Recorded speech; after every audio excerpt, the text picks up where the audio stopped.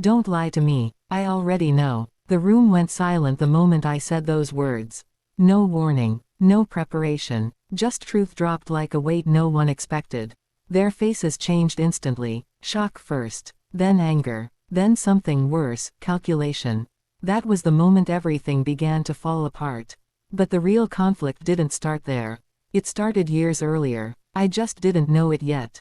For most of my life, I was the dependable one. The person everyone trusted. The one who stayed calm when things went wrong. The one who fixed problems quietly. I believed that role defined my value. If I was useful, I mattered. That belief was planted early. In my family, praise came through responsibility. You earned approval by carrying more. You proved love by sacrificing comfort. So I learned to say yes before anyone finished asking. As I got older, that habit followed me everywhere. Work, family, friendships. I became the solution everyone relied on. But what no one warned me about was the cost. The cost of always being available. Always agreeing. Always absorbing pressure. The first cracks appeared in subtle ways. Plans made without consulting me. Decisions announced as facts. My time treated as flexible. Still, I stayed quiet. I told myself this was normal. Until the night everything exploded. We were sitting together, discussing something important. Or rather, they were discussing it. I was there physically, but my opinion wasn't needed. At some point, I realized they weren't asking for agreement. They were informing me of my role. That's when I interrupted. I asked a simple question. When did we decide this? The response was immediate. Awkward silence. Quick glances. Then dismissal. You're overthinking. Something in me snapped. I pressed harder. And that's when the truth began leaking out. Details didn't match. Stories changed. Explanations contradicted each other. I felt my chest tighten. That was when I said it.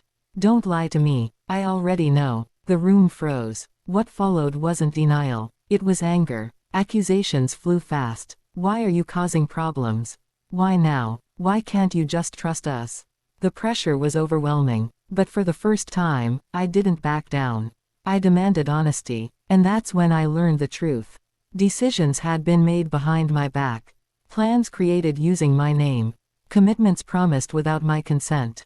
All because they believed I wouldn't resist. Because I never had before. That realization hurt more than betrayal. It meant my silence had trained them. I went home that night shaken. Not just by what happened, but by what it revealed. This wasn't a misunderstanding. It was a pattern. A pattern of control disguised as care. The next days were tense.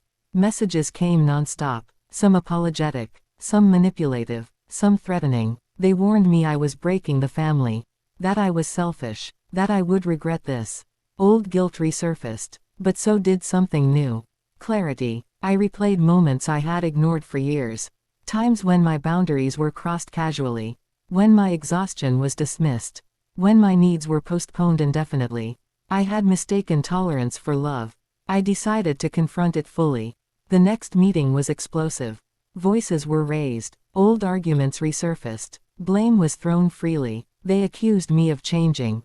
Of becoming difficult. Of forgetting where I came from.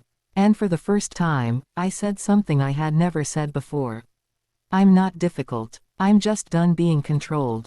That sentence changed everything. The reaction was immediate. Distance. Coldness. Withdrawal. I was no longer useful. And without usefulness, my place disappeared. The weeks that followed were brutal.